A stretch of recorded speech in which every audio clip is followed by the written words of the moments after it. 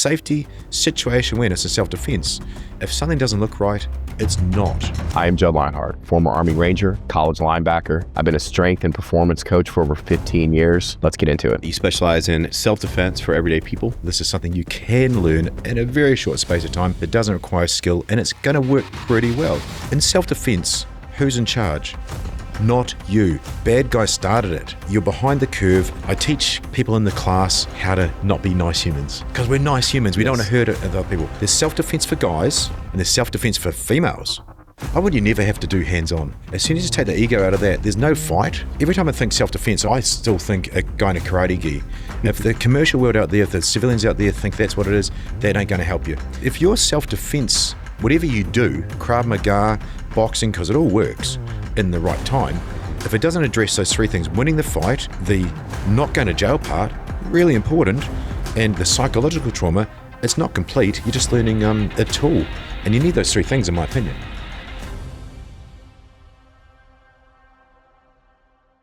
So today I've been blessed to sit down with Damian Porter, former New Zealand SAS commando. Mm-hmm. You may know him better as How Not to Die Guy.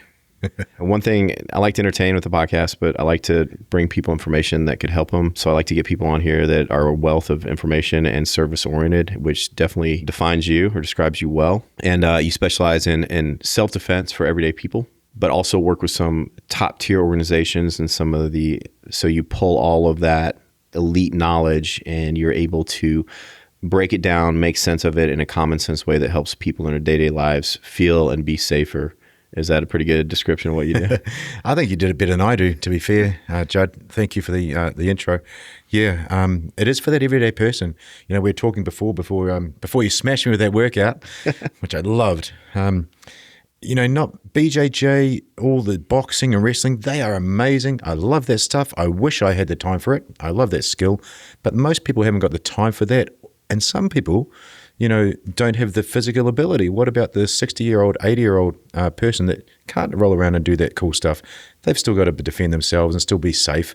You don't want your grandma getting hurt. So I teach them the things that they can actually use, and I try to put it out there on the social media that this is something you can learn in a very short space of time that doesn't require skill, and it's going to work pretty well. It's not as good as the perfect BJJ world or all those other ones. I won't focus on that, but it'll work pretty well, and it's going to hopefully save someone's life. And in fact, I know it does, because I get messages like that every week from people. That's amazing.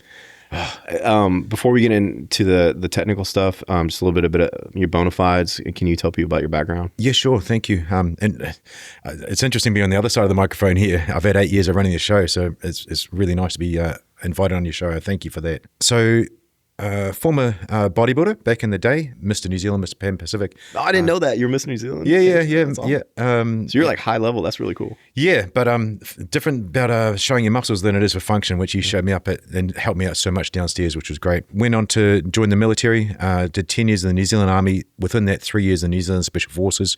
I worked for New Zealand SAS group, that's the Special Air Service, and my role was counter-terrorism and hostage rescue. I did that for 3 years there, and that sort of rebirthed me in 2005. That's the reason I'm here with you now. I managed to come to America, see all my friends, make new friends like yourself, and that's brilliant.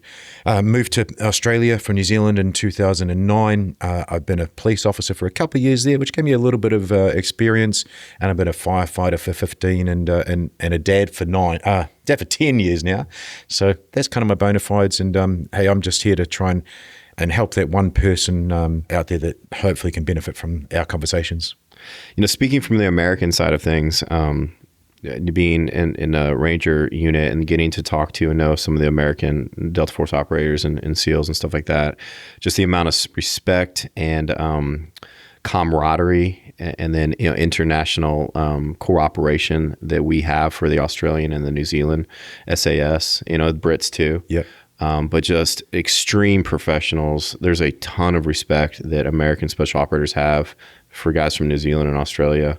And, that kind of speaks to the level of your professionalism too, as I can attest to that based on the reputation that you guys bring. Thank you. We're just from the same cloth, I was thinking downstairs when we were training, watching you do what you do best. The good side of social media is we get to connect, and the like-mindedness is there. You know, we think the same. So getting to meet all the people on this trip, we just have this same mindset from Special Forces, from the kind of personality you are. And yeah, I mean, Delta was formed, and not many Americans know, Delta was formed on British SAS.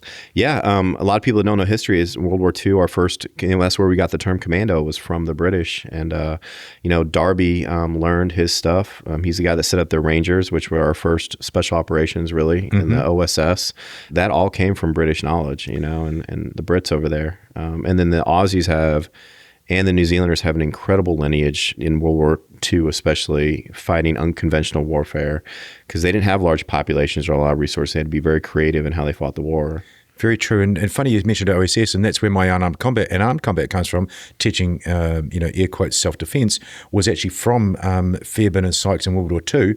And your guy, Rex Applegate, that started OSS, which went on to become CA, he physically trained my original instructor, New Zealand SAS instructor, Jeff Tank Todd, who taught New Zealand SAS for 18 years. So he directly trained under Rex Applegate when he came here to America. That's great, like a direct lineage. Yep. That's really cool. I mean, we forget it hasn't been around that long. No. We call ourselves the Rangers based off, of Revolutionary War era, and there's some similarities there.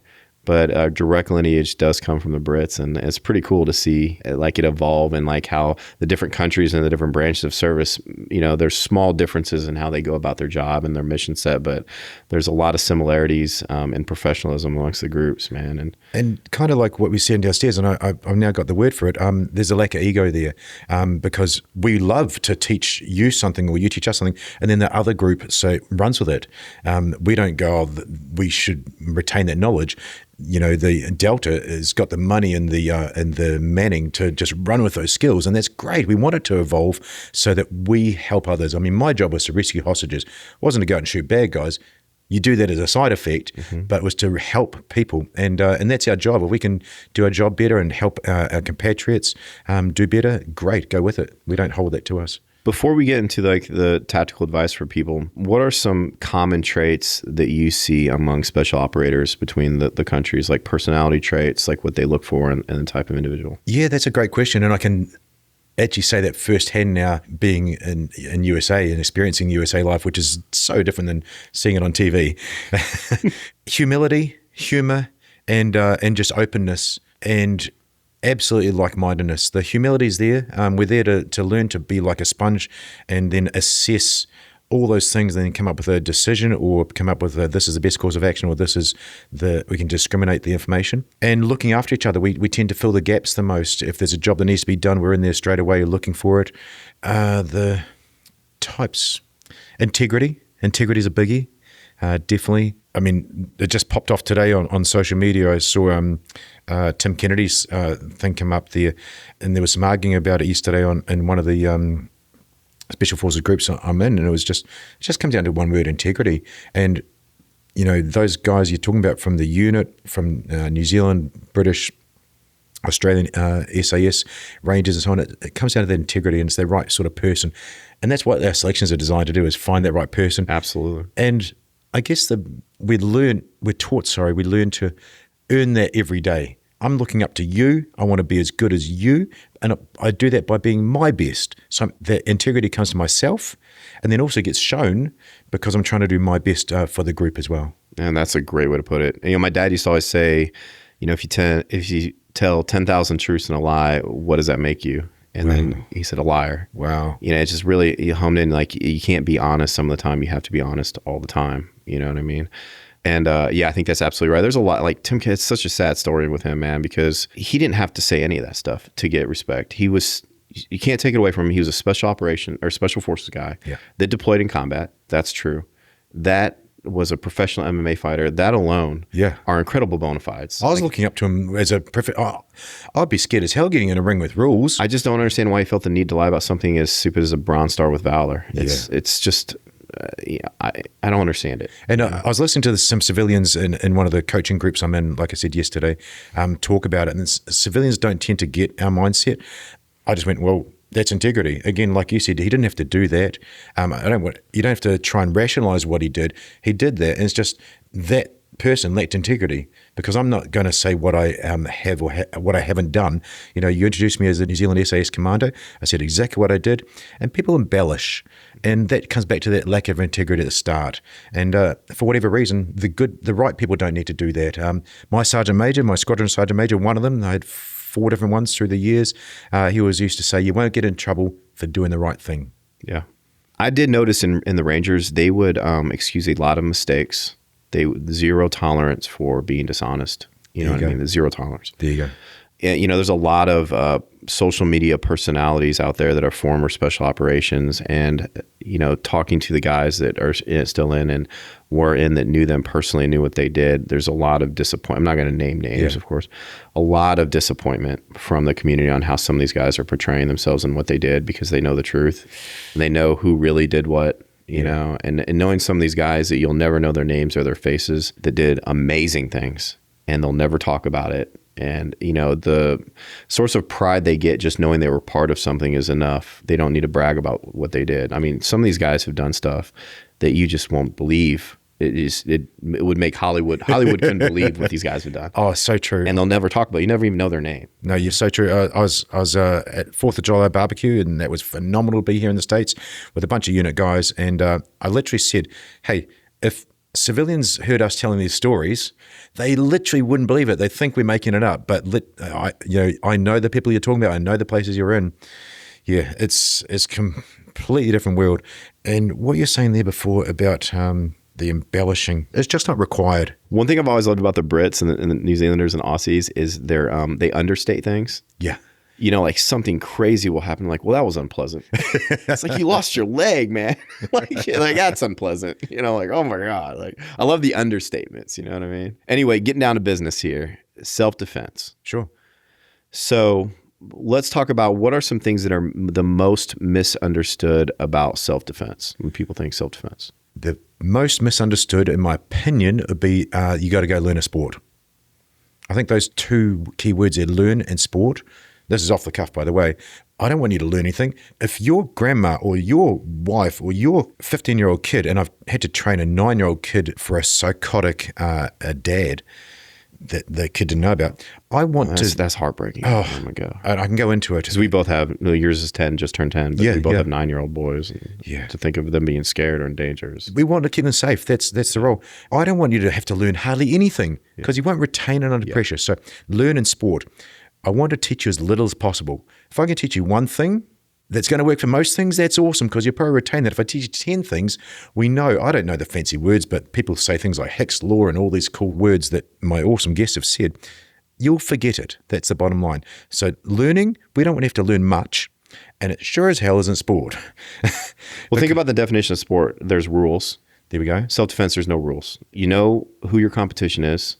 You have time to prepare. You know when it's going to start. You know when it's going to stop. None of those things apply to the real world. No, we were walking down the street just yesterday, and I'm always pointing out the weird guys to my boy, and that's the way it should be. You see that weird guy? Yeah, I see him, and we'll just move away or move around. One popped off really close to us, and I think he saw it before I did. And those people, which is great, but those people aren't going to play by any rules. They're either on drugs, they're mentally affected, mentally not right, or they're on alcohol, and that's not sports. And yeah, you're right, the sports has rules, and in a real fight, every time I think self-defense, I still think a guy in a karate gi. If the commercial world out there, if the civilians out there think that's what it is, that ain't going to help you. You're not going to get time to warm up. You're not going to get time to get your shoes off. It's going to be real combat. If somebody busts through that door right now, what are we going to do? We're going to grab those mics, shove them away, try and get the hell out of that door. It's just a myth that it's a sport. The thing with MMA too is none of them wear shirts. No. So there's nothing to grab onto. There's nothing they can grab onto yours. You know, a lot of people, they get their sweater something pulled over their head, or their footwear is always ideal. They're barefoot. Yeah. You know, it's like you always have good footing. Yep. You always have one opponent. Well, let's talk about that. Real world. I remember I tried to put as a police officer, I tried to put a wrist lock on someone. I'm sweaty, he's sweaty, that slipped off. How many times, I remember you said you have done bouncing in the past, have you seen shoes come flying off, or someone run out of their shoes? I always used to see crims run out of their shoes. Shoes come flying off, and then you can grab onto clothes, but also clothes rip and go over the head, all these things. And then when you take somebody down, in the ring, there's nothing hard or sharp you're going to land on or hit your head on, or You know what I mean? Like Yeah. usually in the real world, if somebody gets taken down the wrong way, the fight's immediately over. Yeah. You know what I mean? It's just not a good scene. And there's no room. I mean, think about you in a car park. How much room is there? We've got a big space here, but you're not in a dojo. Self-defense is doing the best you can to keep yourself safe. That may mean eliminating that person. It may mean using all the dirtiest, most horrible things. And that's what we teach from combat applied to civilians that need it. The BJJ guys don't need it. They're probably not going to get hurt, but your grandma will. Yeah. And what can she physically do? She can grab the guy's head. She can bite his face off. She can do all these small little things. Or if she's really disabled, man, maybe she needs a revolver in her purse, and that's the best thing she can do. And how to use it in close quarters safely, or when not to use it. Yeah. I think we talked about it before the podcast started too, was like, when I was in, they were still basing the combatives training off of BJJ. Yeah.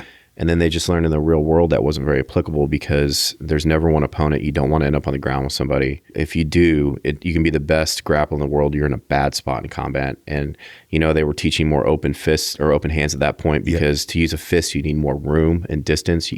In combat, you need to create distance to use your weapon, buy time for your other soldiers or operators to help you out. Yep. And it just wasn't very applicable to combat. And that doesn't mean I'm hating on BJJ. I think it's a wonderful sport. I do. But it's like you said, it's a sport, right? Yep, it is. And one other thing, you talked about what's the myths. I said learning a sport.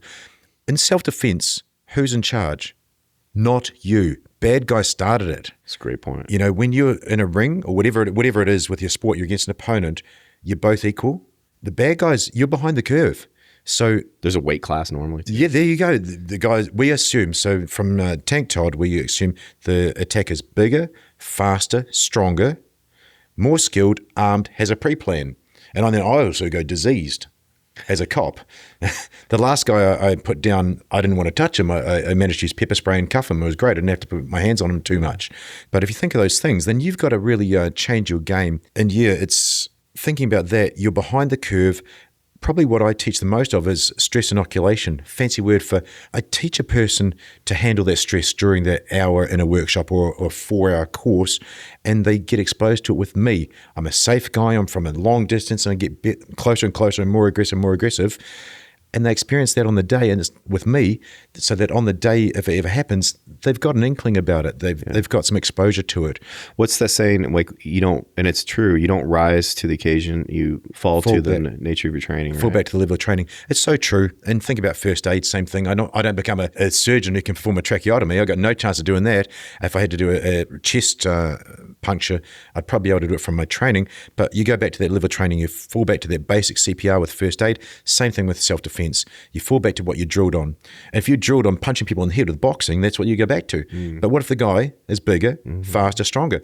I have to take you on if you don't have a lot of room, like you said. None. No, you're in your kitchen. What if the guys crash through your door in your kitchen? There's not much room inside. So, yeah. I think also we focus on self-defense as the actual part of fighting. And there's a lot more to self-defense. It starts with knowing your environment. And like you said, like you alluded to it, being aware of your surroundings. Can you speak more to that? Yeah, thank you. Because that is, I want you never have to do hands-on. I want you to see the bad guy, which we literally saw a crazy person when we got in the Uber today to come here. I'm like, oh, there's a crazy person across the street. My boy's seen it. Awesome. Well, now we're safe in the 1,000-kilo vehicle that can go really fast.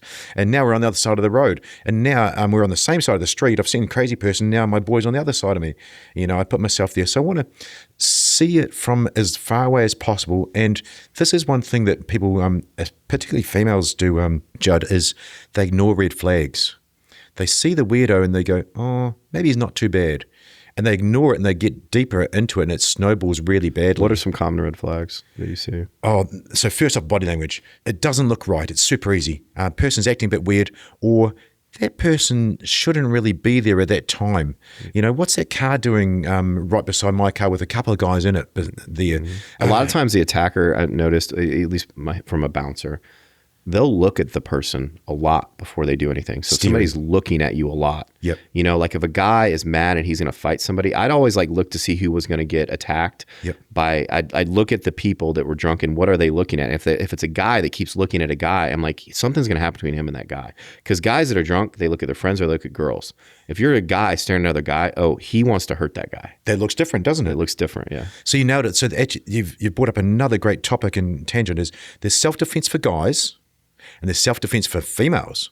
So self-defense for guys can be stopped by getting rid of that ego. If you start staring me down, like, hey man, how you going? I'm Damian, I'm from New Zealand. Straight away that takes the ego away, and you know my name a little bit. Take the ego away. I might think I can take you down, but I'm not going to act like it. Take the ego away, that stops a fight, because a man on man is a fight. That's different than a male and female. Male and female is going to be an ambush self-defense. And so that was a red flag you saw in male and male. Female self-defense or for situational awareness could be, there's a weird guy following me. He's been following me for the last couple of blocks. Or he's jumped on the train and he's gone and sat beside me. And I've had this with a person that's come to a workshop. She was the only one on the train to work. Guy gets in the carriage, sits beside her. So she gave up distance, and she was probably too polite or didn't want to be rude to get up and move away. Thank you. She ignored the red flag. Yeah. And I have to caveat this. All I care about is you're safe and you win. And she didn't get hurt and she won at the end of the story. She did it all wrong, but well done. She was safe and she won. She got up and moved to seats. The guy got up and moved. That's a mess. We now got 2 red flags, right? At this stage, she should have been calling the transit police because they know where you are on the train better than regular police. And she should have got off at the next stop. She didn't. She stayed on till her stop. And then he followed her. And he followed her all the way to her office building. She ended up closing or slamming the door shut and locking it with him jamming on it. But she did win. But she ignored those red flags, so it literally snowballed. So male and female is very different than male and male. You brought up such a great point because it's almost the exact opposite now that I think about it. So with male and female, it's an attack, right? Yes. So, females want to avoid eye contact, look non-threatening, look like they don't notice it. Yep. Where they should probably do the opposite. Look at your attacker. Make him know that you see him and you see the threat. Yeah. Have your phone out. Yeah. Be in public. Stay in public place. Absolutely. Where they can't get you alone. But for a guy, if he's looking at you, like, don't stare back, because then it's like a threat's been acknowledged. Don't try to look big and intimidating. No. Maybe don't be in a public place, because a lot of times guys, they want to fight and attack because it's in front of other people. Yeah. But if it's one-on-one and in a closed environment and you were like, hey bro, like whatever happened, let's talk this out or whatever, especially if you're the same size or whatever, they're not going to want to fight. They're going to want to fight in front of their buddies for some kind of like ego. So it's almost exact opposite advice between females and males, right? It really is. And as you're saying it, you're saying the words male and female. I was thinking back to hunting and like deer. The males will fight the other male head on for ego.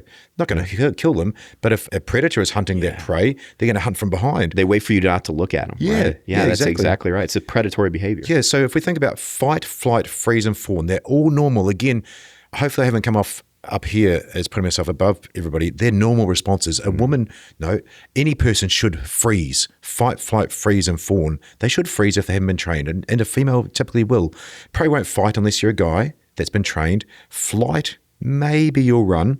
But females, because guys don't fawn, females fawn. Like you said, they'll look away, or they might smile in a really strange situation where you don't normally smile. They might laugh. If someone, Women are always very concerned with offending people or just coming across as quote unquote bitch. Yeah. They want to be so nice. Yes. And sometimes you got to be not nice. Be not nice to me. Like, why are you looking at me? Get away from me. Don't sit next to me. You know them.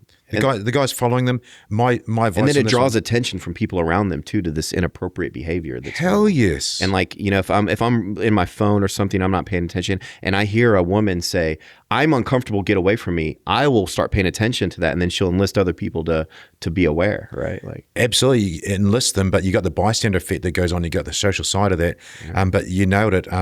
Call it out as a female. Just if you see one red flag or you get the little heebie-jeebies, whatever you want to call it, do something. So I wrote an article for Soft Rep, and shout out to those guys. They're amazing people, about the playground stabbing in France about 2 years ago. The little toddlers and babies got stabbed in as well as their grandmas and granddads. That's horrible. It is horrible. But now everybody listen to this, and everybody that read that article can have a little file that's going to help you live or help someone else live. I said, turn around and look at the threat. So you look at what it is, and then identify it. That's a bad guy. And then do something. Take some kind of action. If you haven't seen the threat, you can't do anything about it. If you haven't turned to see it, that's bad. If you can't take some kind of action, you're behind the curve again. But yeah, just like you said with that female, just call it out. Say, hey, get away from me. Don't sit here. And then say, hey, you, black shirt, help me out here. And that gets the bystander effect. And maybe people don't know about that, but the bystander effect is everybody thinks somebody else will do something. But if I say, black shirt, call the police, you, F off, get away from me. Yeah. Black shirt, come on, help me out. I'm calling you out. And like you point out specific, hey, don't say go get help. No. Tell them what they need to do specifically. Because people are good once they're identified and they can't be anonymous. Yep. And they're given a task to do, they're better at doing that task. Right? Absolutely, 100%. Yeah. And it's just using those clear, direct words. And again, I'm always trying to help someone come away from this with something they can use. If you're being followed as a female from behind, so some guy's following you, there's basically three things. He's literally going the same way as you because he lives that way. Normal guy. He's following you, but he's not sure if he can take you or he's going to get you. One of those three. If you turn around, it's with your phone in your hand, ready to, with the number punched in, you say, you, F off, because that's a universal language. Mm-hmm. Stop following me. I'm calling the police. Mm-hmm. That's called it out and that started. You turned around, faced the threat, identified it, and you took some action. That's better than head down on your phone to your boyfriend or your husband because you're screwed then. Mm-hmm. Yeah, bad guys are ahead of the curve, not you. You know what that reminds me of is the Sunderlands, the tigers that would kill all the people in Bangladesh. They started wearing the faces on the back of their heads because a tiger tended not to attack something that was and I think it worked really well for a long time until the tigers learned. But if you'll still see them, they'll still wear these painted faces on the back of their head because normally they would always get attacked from behind by the tigers. And that actually was proven out. Who did I interview? The dude that wrote On Killing, famous dude. Yeah, I've read that book, yeah. Pros and Cons, Lieutenant Colonel David Grossman. And Andy Stumpf and I had a great show about the wrong things he said, the lies he said, but he also had some really good things historically, and that's killing another human or maiming another human straight up to the face, you see as a human, he or she, that's really hard to do. But when they turn around and run, no problem. That's when, and you were talking about Robert's Rangers, is it the right term? Mm-hmm. Rogers Rangers, sorry. In the American Civil War, most people weren't shot until they turned around and ran away. Yeah, throughout history, most of the casualties in war was when one side or the other breaks or goes to flee is when like most of the killing. I mean, I can't really remember his book. I don't want to get too far on tangent, but it's an interesting conversation. What are some things that he got right and didn't? Because I remember reading it and thinking like, because he's talked about how people have such an aversion to killing, mm-hmm. and most of the people I've been around, maybe it's a generation, when they would try to shoot at the back, and him describing like most people like loading round after round or shooting above their heads. You got it. I think a lot of that was just the smoke of the battlefield and some of the confusion and panicky. But the guys I was with, they did not hesitate to kill somebody. Like more, I don't know if it's just the generational difference or. So from what I can gather, the reason that our generation can do that is because we train on human targets. Yeah. So back in the day, they trained on bullseye targets. I noticed they started making the silhouettes look more and more man-like. You got it. That's all you got to do is practice. And I think what Grossman got right was the video games. That was pretty well proven out. You're simulating because, hey, we do simulation now, literally down to virtual reality simulation and special forces and police, and it works. You got to simulate. You got to do your first aid in simulation. You got to do your arresting in simulation. You got to do your shooting in simulation. So I think that was proven out that when you're trained to shoot a human, you'll probably do it.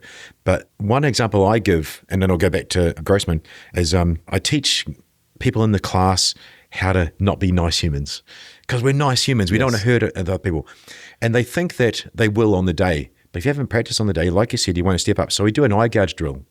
Now, eye gouging is actually really hard to do because... Well, that brings up a point too. We're not only taught to be nice, we're taught to play by the rules. There you go. Biting, hitting it below the belt. Yeah. That's actually a term that people use. Like he's hitting below the belt. Like it's wrong. Yeah. We're not taught to go after the vulnerable parts and bite and eye gouge and things like that because we're taught to play by the rules. It's funny you say that. I do a little bit of training. I was training a little bit of jiu-jitsu with the Australian Special Forces guy in his class, and this guy got me in some fancy hold, and the first thing I did was grab his face and try to gouge his eyeballs out. I'm not going to hurt him so much, but because he's doing what he's doing, I didn't really cause him a lot of pain. That would have been my first go-to. Yeah. Before he can do this wrestling, I was trying to gouge his eyes out. But yeah, I get these typically females, and we do an eye gouge drill. A little bear hug. One person goes to eye gouge them to make them let go, and they give a nice little forehead massage, nice little nose job, wrestle the chin. They don't want to like... Yep. And we say that we have a great laugh. It's great fun. And then eventually they get to the eyes and boom, the person lets go. And they're all laughing and stuff by the end of it because they can actually do it. But at the start, the aversion to it for a whole minute in this wrestling to the eye gouge. So you got to teach them. I found out firsthand, you got to teach them that drill. Otherwise, if they don't do something horrible to another human, they will never do it on the day. Yeah. Yeah. What Grossman got wrong, I got to remember what Andy was talking about, was the law enforcement stuff, I think. He went on to do a second book, I think it was on combat, and just didn't play out from what the guys in the GWAT were doing hits all the time. It just didn't make sense or correlate what he was saying between he was making stuff up. He was making a lot of those stats up himself. If you go and look at them, they're not all legit, which is a shame because again, back to integrity. Yeah. Some of the stuff at the start, their book on killing was foundational. Yeah. You don't have to make stuff up. Yeah. So getting back to, I could talk about that stuff all day. It's just the interesting nature of man and how battles would really play out back in the day. Like in the Hollywood, we have this picture in our mind of these armies just running into each other. Oh. And like with the models they've done and like in smaller scale, like what usually would happen was they would advance to within a few feet and they would 20 just feet. stop.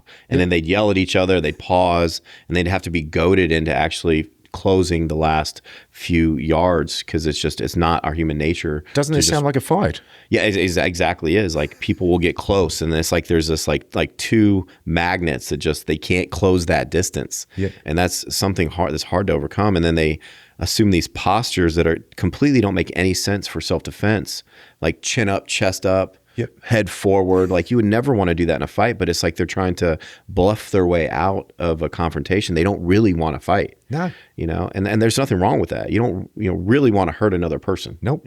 Or be hurt. Yeah. Because there's going to be the end of you when you got facing a whole other army. Yeah. Yeah. I mean, exactly. And then, like the contagiousness of fear when certain people would start to run.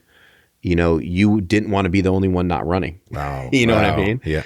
So the Romans would, they had 3 lines, Hastati, Triari, I'm trying to think of the other one, but they would put the youngest guys in front, the most experienced, or the guys in their prime in the middle. Yeah. And then the most experienced, but the oldest guys, the Triari in the back. Right. And it was for psychology because the younger guys in front, they needed to be bloodied, but they also knew that they had 2 lines of more experienced guys behind them that would get their back if they needed it, but also they'd have to run past these guys they look up to flee the battle. Wow. And so there's a saying, like when things got really bad, it's down to the Triari. Like now we're down to the old guys having to fight.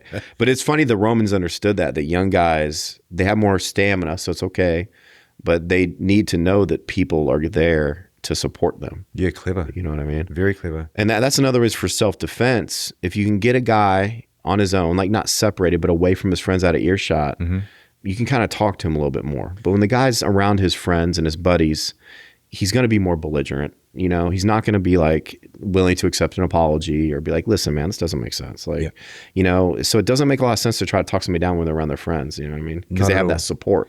It's funny how you've gravitated 3 times in this conversation now to self-defense on guy. Yeah. And for me, if I'm analyzing what you're saying there, as soon as you take the ego out of that, there's no fight. There's no fight. It's like, hey man, you're totally right. I was a dick. I did the wrong thing. What can I do to make this better? Yeah. Well, that's not fighting words.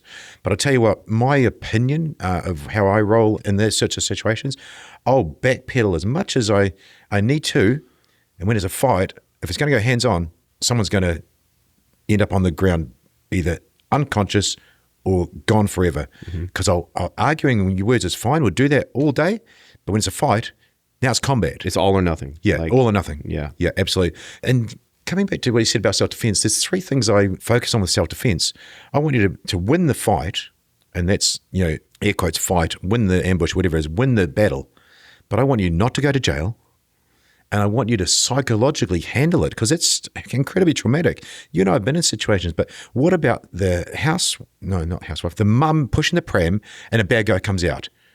She's going to avoid the fight if she can. Good on her, she should. But she needs to win the fight. She needs not to go to jail. Maybe she didn't need to shoot the guy. Maybe she didn't need to stomp on his head on the ground. But she needed to stop them from hurting Bub and her. And then she needs to handle the psychological trauma of it some way. So if your self-defense, whatever you do, Krav Maga, boxing, because it all works in the right time, if it doesn't address those 3 things, winning the fight, the not going to jail part, really important, and the psychological trauma, it's not complete. You're just learning a tool. And you need those 3 things, in my opinion. Absolutely. I mean, that's one reason I'm not completely on board with easy and universal concealed carry. Right. Because people, they have that right. Yeah. But they don't know when not to use the gun sometimes. Oh. Especially they think that the gun is necessary for self-defense, but they need to know when not to pull out the gun. And if they don't train on it, like you said, and they pull a gun in a chaotic situation, they're probably more likely to shoot themselves than somebody else. Yeah. And so just I hesitate before somebody, and then that and almost everyone I know that has a concealed carry permit, I'm not kidding, at one time or another has had their gun stolen. Wow. Like they leave it in a purse, they get the purse stolen, somebody breaks into their car. Somebody broke into my truck in Atlanta. I had a laptop in there. I had like $300 in cash. They didn't care about any of it. They were looking for a gun. They opened up my glove box. They opened up my console, and they just wanted a gun. Yeah. And I know so many people that have concealed carries, and one time or another, they get their gun stolen. Well, I guess to finish that up from a different mindset, the only reason you pull a gun is to kill someone. That's the only reason. That therefore has to be a lethal threat against you, immediate. And I understand the law is a little bit different here in the US that some places you actually have to try and retreat, but you're going to pull that gun to kill someone. You're not going to pull a gun to threaten someone, ever. Same thing with the blade. But maybe tying up the ego side of things and the difference between males and females, just think back to that mum with a pram. If you're a mum with a pram and see a weirdo, you're getting the hell away. You're not beating your chest going, I can take this guy. But when it goes down, maybe back to that woman with the pram or maybe the grandma, when that bad guy's right on top of them, that's when you're pulling that weapon, because you're going to use it in that self-defense situation to end that person's threat to you. And how you shoot or use a handgun or a weapon in close quarters is very different than how people train on a range. Oh, wow. And they never train for that. No, and I love training like that. But yeah, you need a little bit of practice. The revolver, I literally said that so that if you're in America with guns and your grandma's 90 and can't walk too good, please get a revolver in a purse. It's better than nothing. Yes. And it's going to shoot away from her, hopefully. But if she can get training on it, great idea. But you need to train like that. I mean, my boy learned to shoot here on the 4th of July. Awesome. And we start him at like 4 or 5 feet. Start close and then work back. And then overall, this whole conversation is the right tool for the right time. So long range shooting might be the right tool if you're self-defense for another, or if there's a bad guy coming at you, you manage to see him that far away. But we know, and this was from Fairbairn and Sykes, and then Lieutenant Colonel Grossman probably took it as well, most gunfights are around about 4 to 6 feet, 4 to 7 feet roughly. And aimed shooting is a pretty rare thing. Oh, very rare. Yeah. Even in special forces on the hits, when there's real hits going down, the first time those guys are shot, they're just hosing. And I've interviewed many people with that. Some people about their first shoot. Todd Bowler, who's on the show, is a guy in a jewelry store. The SWAT team was lying in wait for the bad guy. They knew he was coming in. He came flying through the door, supposed to be unarmed, and he stuck a barrel straight in Todd's face. He's within about 3 feet, and his M4 comes up, and he didn't know where he was shooting. All he saw was the muzzle. But anyway, going back to it, like you said, close range shooting, please train on the range, and it may be the right tool, but you use that to end someone's life. Yeah. Those are great tips so far. So far, there's a ton of great knowledge I think that you've helped people out with.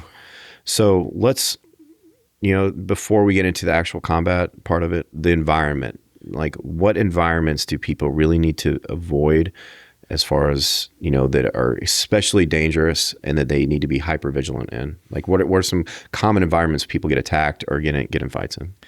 That term, nothing good ever happens after midnight, that's changed a little bit. It's pretty true.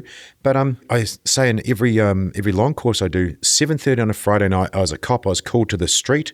It was a common street in Perth, and a guy was walking down the street with a woman on each side. Well done him. And a guy's come from behind him and one punched him from behind, knocked out cold. So now you know that street, Murray Street in Perth, at 7:30 on a Friday night, you know for a fact that something bad can happen then. So you put it as a file in your head.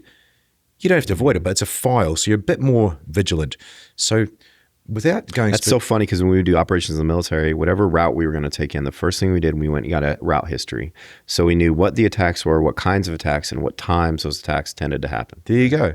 And they're just files. It doesn't mean you avoid it, but you take that into consideration. So I think rather than going specific, generalization is know what the place is like where you're going to be. I mean, I'm figuring here in Austin, Texas is fairly safe, but depends where you go and what time it is. I know that where we were shopping yesterday is probably going to be very different at 9:30 at night than it was at 1:30 in the afternoon. So time, place, circumstance sums it up, but specifics are bad places, so bad neighborhoods, bad people, low socioeconomic, and then the time of day, and then looking for that person that doesn't look right in that time and place. But that said, I've never talked about this. COVID really screwed us for situational awareness. Man, that's a great point. I never thought about that. This one's interesting. I was sitting at the barber in a little mall. My boy's getting his haircut, and these 3 teenagers walk in, and one guy, because of masks, this is where we're going. I mean, before COVID, if someone wore a mask in a bank, what's happening? Everybody's looking at him. You know he's getting robbed. Yeah, it's getting robbed. Yeah. Well, this guy, they walk in the mall, and he gets his long-sleeved T-shirt and wraps around his face. I thought, weirdo, doesn't really need a mask, but I didn't think of anything. 2 minutes later, they come running from the liquor store. They come running out of there. They've done a robbery, and he's got this thing around his face because of the CCTV. And I thought, God damn it, I missed that. And COVID did that. COVID made us complacent on what looks weird. Man, that's such a good point, dude. And also, in this day and age, there's a couple things. Before, when somebody has their head down and they're not looking at others, it's kind of a red flag too. Yeah. This person doesn't want to be seen. But now, since we're all on our phones, we don't look each other in the eye anymore. It hurts us because we lack situational awareness. So if we're on that route, so if we're on a route that's safe, like going back to the military, we didn't necessarily need to be quite as vigilant. But now it's like, so same thing in the civilian world. If it's a 1 o'clock in a safe neighborhood, talk to your friend, be on your phone. Yep. You're probably fine. But if it's a time and day, whether like it's later at night or it's not such a good area, it's like, stop your conversation for a minute, get off your phone, pay attention until you get out of that safe area. I see so many people with their heads down on their phone or talking to other people late at night when a bunch of drunk people are around, or it's a dark alley and you're just chatting with your friend and you have no situational awareness in that environment. You asked before about, so I agree with you completely. I agree. You asked before about what places to look out for. I reckon the transitional spaces are the tough ones. That's a fancy word, and I don't use fancy words. I love that though. Yeah, it's a great point. Yeah, so you're going from your restaurant to your car. Car parks are normally dark. That's the time and place you want to be clever. 1 o'clock in the afternoon might be okay, but you might see that crackhead we have on this trip. So a bit more switched on.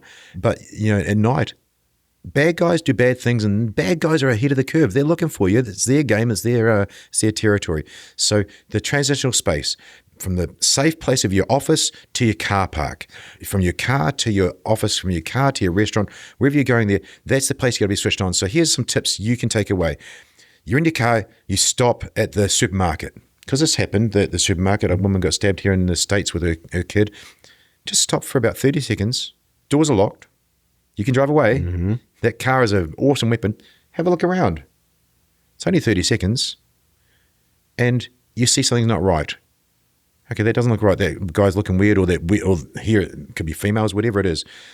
Go somewhere else. You don't have to go to that place. Just stop for a second. And in the Army, we just take that pause. Yeah, it's do your 5s and 15s. Yeah, check your 5, check 15. Yep. Or sit, look, listen, smell. Now you got it. You know what I mean? Now you got it. And same deal. You come out of your you've been working late in the office. Just come out of the doors, out of the building. Have a little look. You got something on you. You got maybe a metal pen, PEN, or you got a tool that you got here, a firearm or blade or whatever. Just check it out. Okay, we're good to go.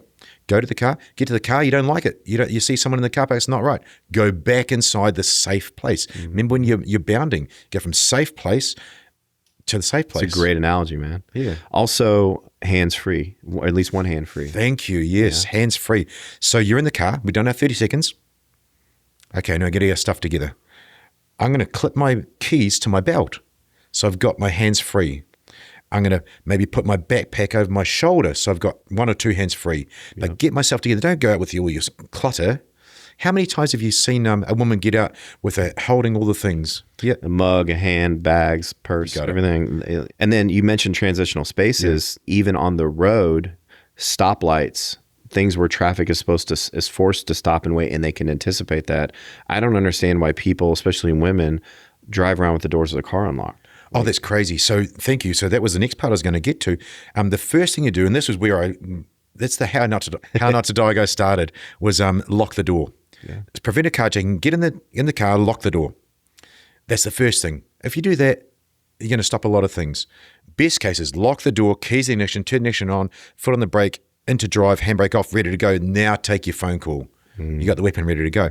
But lock the door. That's not negotiable. But how many times, and I almost took a video, I had long enough watching this woman do this that I would almost get my phone out and take a video. She was in her car with the door open, leaning over to a handbag, shuffling around for about 30 seconds. The door was open. So lock the door. Yeah.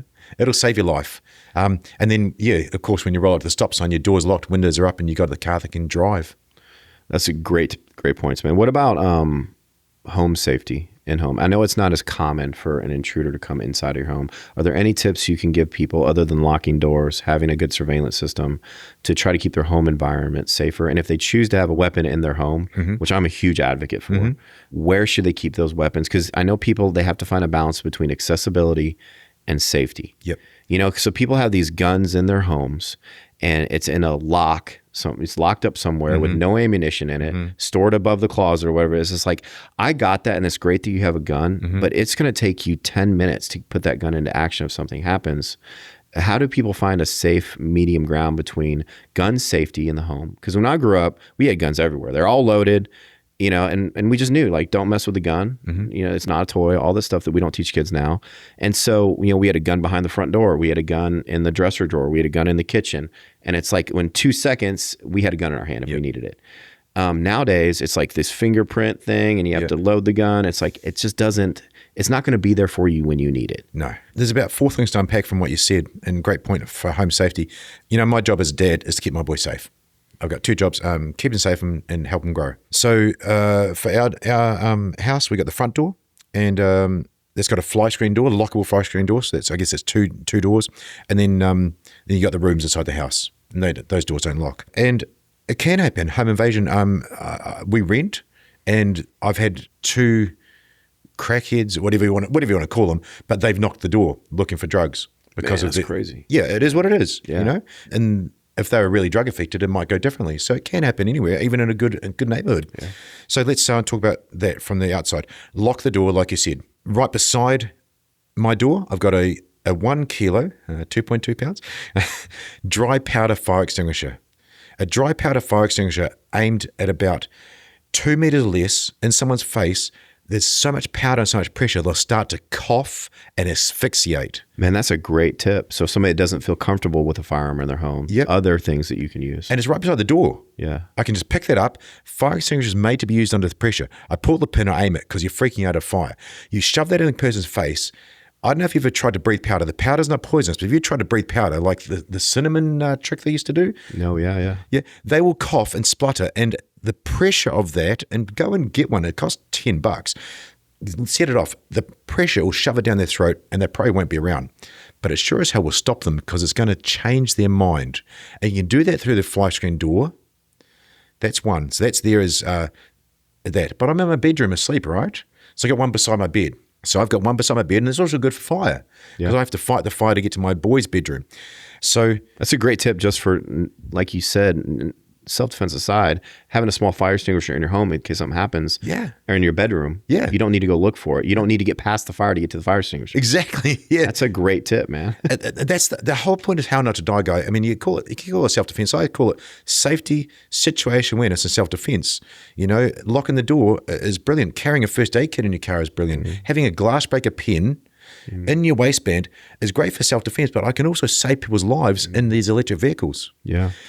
So fire extinguisher by the front door, worst case. By my bed is best. But then how do I know the person's coming in? I use an alarm on the door. So I get a $20 door wedge alarm. And we use it. I post the videos on the hotel safety I've been doing around here. That tells me when I'm in my bed, when someone's coming through my door. Man, I want to know that. I don't want to know when they're in my bedroom or knocking my boy's door. They're going to rotate back to if I have to, if I hear that going off, I'm quickly going to grab my fire extinguisher, go to my boy's room and barricade outside his door. That's another, you just brought up a great tip. Put yourself in between the perpetrator and your loved one. Yes. Right? Yeah, you have to, with a tool of some kind. But I'll tell you what, you talk about the gun safety, why not just get a machete? Because I can give him, my 10-year-old, a machete as like a lightsaber. He's got no skill. You wave a machete around as hard as you can, that's going to cut them to pieces. How somebody has a knife, Yep. if you have a knife defending yourself, I see people try to slash with a knife. Yeah. Do you have any tips for close quarter on somebody that can use a knife more effectively than trying to slash at a perpetrator or something like that? What's the most effective technique there?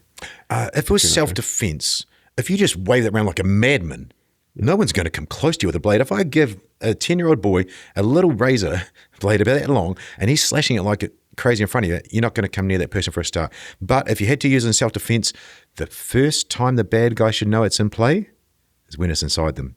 Oh, that's a great tip, man. Yeah. So if you're a female and you've got a pen or a blade and the person's grabbed you, you just take that out and you aerate them.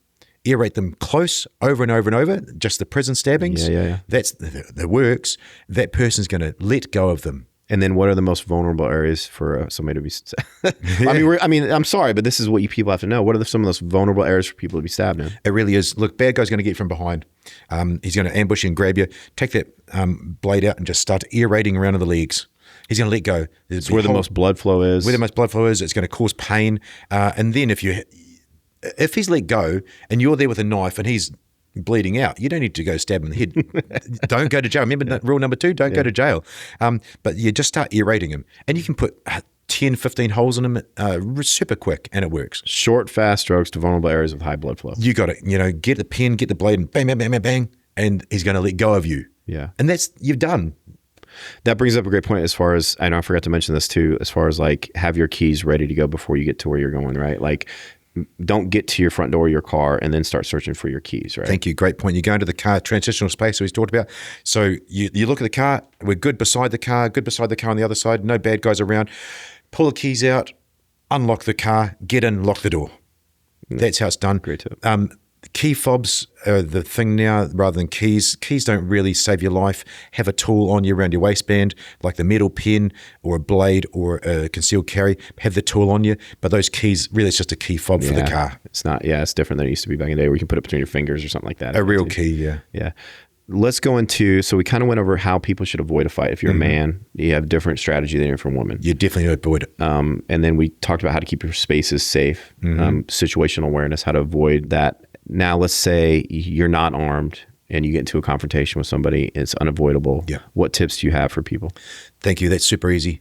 You're in any kind of hold, because the person's probably not going to be punching the hell out of you unless you're a guy and you're dumb enough to get in a fight. I mean that, guys. You're dumb if you get in a fight. That's true. No, it's hard to win a fight when you get older. Like, because like you're either going to lose a fight directly, or you're going to go to jail. Yeah. You're going to break your hand. Yeah. You're going to ruin your night. Yeah. Like it's very hard to be in a fight and actually win a fight as an adult. But the person, who did I interview? I interviewed someone the other day, and he said the toughest fight you're ever going to be in, Judd, is the one you walk away from. Absolutely. Hard for our egos, I have a funny story about that, actually. Yeah. So when I was younger, I fought a lot. And some of my friends that knew me back then, I went to visit when I was on leave from the military. Yeah, oh, yeah. And I was in San Diego, and we were drinking at a bar, and this guy comes up to me and is just trying to goad me into a fight. And 2 years prior, it would have been on. I'd been in a bar fight, whatever. And I just said, man, whatever you want to say, I want to fight. And you're right. And I walked away. And my friend's like, dude, I don't remember you being such a pussy. Oh, no. And I was like, bro, I'm a platoon leader. I'm on leave. If I get in a bar fight and get arrested and they take my platoon away, then I'm putting all of my soldiers at risk. And it's just like, for the first time in my life, I feel like I made an adult decision with a fight. And it was hard. It was really hard to walk away from that fight and be called a pussy by your friends. But I thought about all of the dudes overseas that were fighting for things that actually mattered, each other, not my pride. I'm like, I don't have to fight this guy. No. I can just say, you're right, brother, I'm sorry. And I walked away. Yeah. If you and that mum with the bub and some guy abused her, would she fight? No, hell no. She's got the bub to protect. Yeah, exactly. You protected your guys. Think about that. If you have a kid with you, having a kid has kept me out of so many fights when people are dicks. It's I'm not going to get a fight in front of my child. No. I'm not going to ruin my family vacation over my pride. Like, are you insane? Yeah. Anyway, but go on. And I teach people in our workshops just a couple of simple moves, a defensive move and an attacking move. Then we go through, right, that's all you learned, but let's just figure out this. A guy grabs you from any grab. Eyes, throat, knees down. If someone puts you in a choker hold from behind, how can you get to eyes? You can't. How do you get to throat? You can't. How do you get to knees down? Find his foot, break the bones of his foot. He'll let go a little bit. Then you can turn around and you chop the throat. Then you can turn around and gouge the eyes. Eyes, throat, knees down. There'll be one of those you can get. It's only 3 things. If I can't reach your eyes, you're a big guy, tall guy, probably stronger than me, probably wider than me, and that won't work. So I'll come up and maybe break your foot, and then your head will come down, and I'll maybe be able to gouge your eyes and maybe chop your throat. But eyes, throat, knees down as a principle. If they're totally unavailable, grab his nuts, grab, twist, pull, punch her in the groin. Remember, we're equal opportunity here. Yeah. And then get to eyes, throat, knees down. But eyes, throat, knees down will get you out of any trouble. I went for it with that jiu-jitsu dude. He was huge and super skilled. First thing I did was try and gouge his eyeballs out. And then if I could, I'd get there and eat his face. But that will get you out of just about any situation. Just make the bad guy the guy. I hate to say it, man, but I see these BJJ guys and the guys in the mount, and you're not going to get out of that, right? Not with fair fight. No. But he's exposed. He's got his forehead on your forehead. Oh. Your faces are this close together. His arm is right here. I'm like, if that's a fight, bite his arm. Yeah. If his head is close to yours, like bite his ear, bite his cheek. Yep. Like, and then, it'll create space for you to gouge something or free your hand so you can create space. Like, it's just not going to work, man. Like, in a street fighter, if somebody's like going to die and you're in the mount position, that doesn't mean you're safe.